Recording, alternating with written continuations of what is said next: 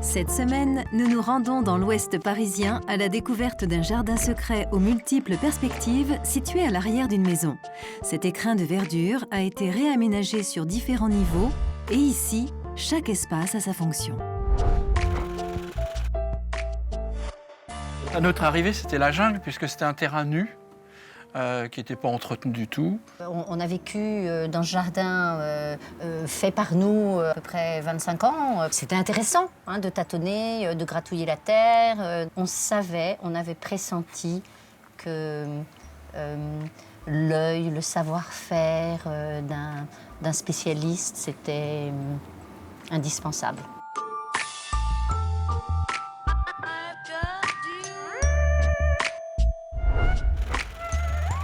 Moi, ce que j'aime bien dans un jardin, c'est justement d'être un petit peu à la découverte, c'est-à-dire de passer d'un espace à un autre, d'une surface à un autre, et à chaque fois avoir une émotion différente.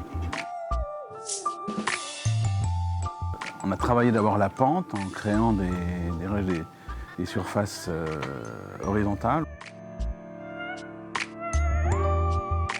Donc là, nous sommes dans l'espace de vie convivial près de la maison. L'espace contemplatif, d'abord, il faut choisir des matériaux. Il faut choisir une harmonie de matériaux. Là, on est dans une harmonie grise, l'ardoise, le plomb de la fontaine. Alors les ardoises, ce choix, parce que un choix d'abord technique. Imaginons ces murs de soutènement faits en parpaing. Donc on a eu des épaisseurs qui auraient varié entre 20 et 25 cm. On a des choses qui font 5 ou 6 cm, avec un aspect moins lourd et moins pesant dans la composition.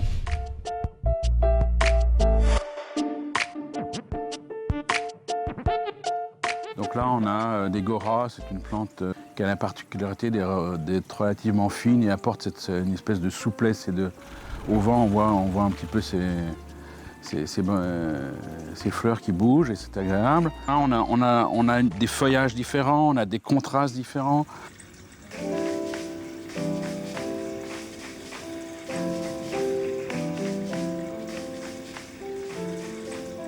Le bruit de la fontaine, on a beaucoup hésité pour la fontaine. Et le bruit de la fontaine avec ce petit bruit a été assez formidable. On ne l'entend pas très bien, mais la nuit on l'entend. Il y a les oiseaux qui viennent, qui s'ébattent dedans, donc ça a créé une vie. Il y a les enfants qui patouillent. Il y a les enfants qui patouillent, donc ça fait vraiment Ouais. une vie formidable. L'eau dans le jardin, c'est un élément important, c'est un élément de vie, c'est un élément de bruit, c'est un élément de repos, c'est un élément de quiétude.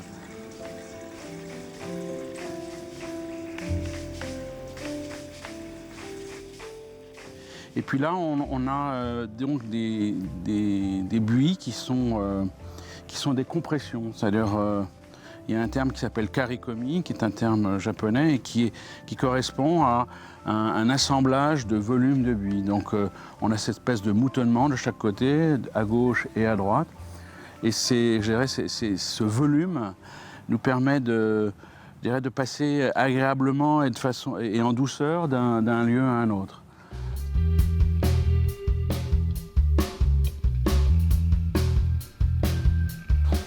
Cette surface, on l'a voulu ronde, arrondie, justement pour effacer, je dirais, les limites du jardin. Cette façon de traiter cette haie nous supprime un petit peu toutes ces verticalités et tous ces plans orthogonaux. On ne sait pas trop où on est.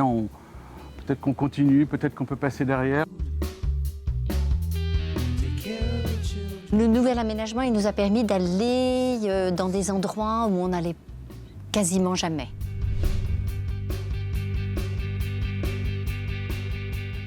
Tout à fait au bout, tout là-haut. C'était une sorte de zone. Et là, maintenant, on a envie d'aller, et j'y vais, dans ce petit lieu plus intime, et très vert, là, pour le coup. On avait d'ailleurs perdu un petit peu la trace du jardin. Et là, on est content d'avoir un jardin, voilà, de la maturité. Moi, je trouve que c'est un jardin où on a envie de vieillir ensemble.